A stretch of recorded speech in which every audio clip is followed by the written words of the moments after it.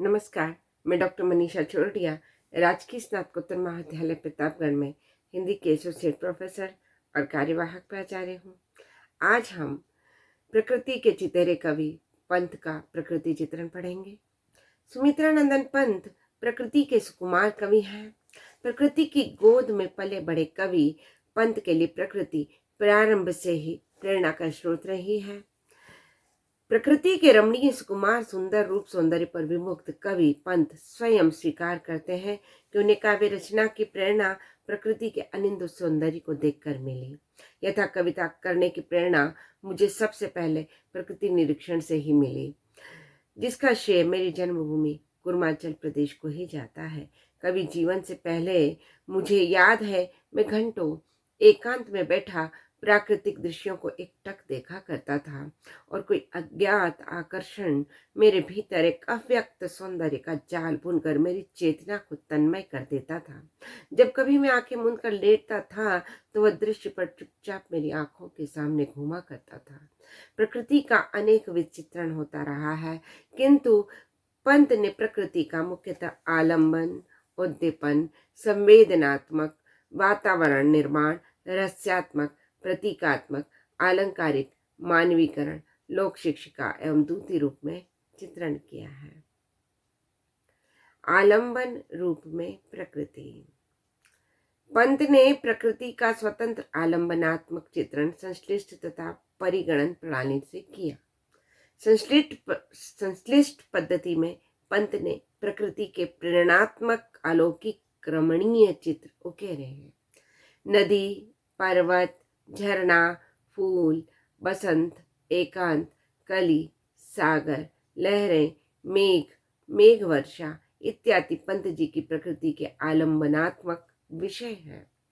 बादल, आंसू, गुंजन, एक तारा, नौका विहार, हिमाद्री तथा पर्वत प्रदेश में पावस इत्यादि कविताएं मुख्यतः आलंबनमय प्रकृति की सुंदर छटाओं से भरी हुई है। पर्वत प्रदेश में पावस की प्रारंभिक पंक्तियां दृष्टव्य है। पावस ऋतु थी पर्वत प्रदेश, पल पल परिवर्तित प्रकृति वेश। मेखलाकार पर्वत अपार, अपने सहस्त्र दृग सुमन फाड़। अवलोक रहा है बार बार, नीचे जल में निज महाकार। पावस ऋतु थी पर्वत प्रदेश, पल पल परिवर्तित प्रकृति वेश। आलंबन चित्रण के नाम पर परिगणन प्रणाली में प्राकृतिक वस्तुओं के नाम गिनाए जाते हैं। युगांत की कलरव तथा ग्राम्य की ग्रामश्री कविताएं इसकी प्रमाण है। उद्दीपन रूप में प्रकृति, जहाँ प्रकृति मानव की भावनाओं को दीप्त करने के लिए अंकित की जाती है, वहां प्रकृति का उद्दीपन रूप प्रकट होता है। पंत ने प्रकृति को मनुष्य के सुख दुख तथा दुख में वियोग में दुख एवं वियोग को उद्दीप्त करने वाले स्वरूप को चित्रित किया है। मधुस्मृति, मधुबन, गृहकाज, प्रथम मिलन, आंसू कविताओं में उद्दीप्त करती प्रकृति ही चित्रित हुई है। देखता हूँ जब उपवन पियालों में फूलों के, प्रिय भर भर अपना यौवन पिलाता है मधुकर को।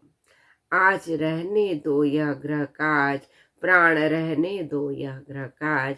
न जाने कैसी यह वातास, छोड़ती सौरभ श्लथ उच्छ्वास। आज रहने दो यह गृह काज।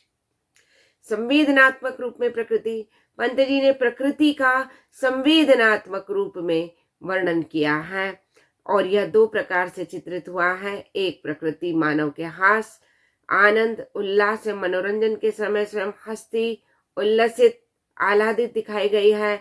दूसरी, प्रकृति मनुष्य के शोक, विषाद, दुख, रुदन में रोती, करुण विलाप करती हुई दिखाई देती है।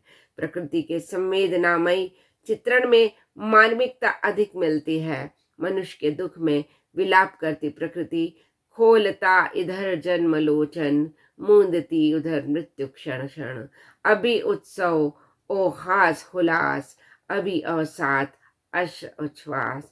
अचिरता देख जगत की आप, शून्य भरता समीर निश्वास, डालता पातों पर चुपचाप, ओस के आंसू नीला आकाश, सिसक उठता समुद्र का मन, सिहर उठते उडगन। वातावरण निर्माण के रूप में प्रकृति। आधुनिक कवियों की भांति पंत ने वातावरण निर्माण के रूप में भी प्रकृति का चित्रण किया है। गंभीर वातावरण के लिए गंभीर प्रकृति तथा संयोग के लिए हास विलासपूर्ण क्षणों में प्रकृति हास विलासपूर्ण रूप में ही अंकित की गई है। ग्रामीण जीवन का नग्न एवं भयानक चित्रण पंत ने संध्या के बाद कविता में लिख किया है। जाड़ों के सूनी आभा में झूल रही निशी छाया गहरी, डूब रहे निष्प्रभ विषाद में खेत बाग ग्रह तरु तरु, तट और लहरे, बिरहा गाते गाड़ी वाले, भूख भूख कर लड़ते कूकर, हुआ हुआ करते सियार, देते विषण्ण नीशी बेला को स्वर।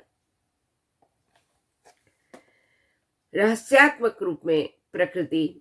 छायावादी कवि पंत ने चेतन सत्ता में उस अमूर्त शक्ति के दर्शन किए।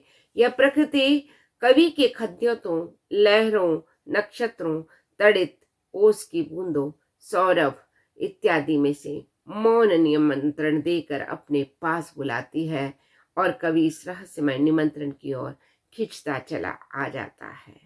सघन मेघों का भीमाकाश गजरता है जब तव साकार, दीर्घ भरता समीर निश्वास, प्रखर झरती जब पावस धार।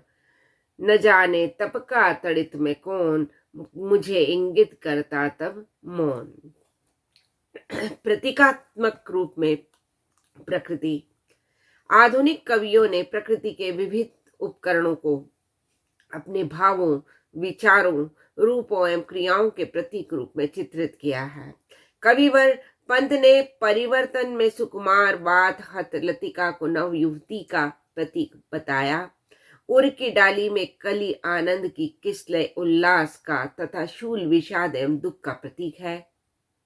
यथा देखूं सबके उर की डाली, किसने रे क्या चुने फूल, जग के छवि उपवन से अकूल, इसमें कली किसलय कुसुम शूल। अलंकार रूप में प्रकृति। प्राचीन काल से चली आ रही प्राकृतिक उपमानों की परंपरा को कवि पंत ने भी आगे बढ़ाया है।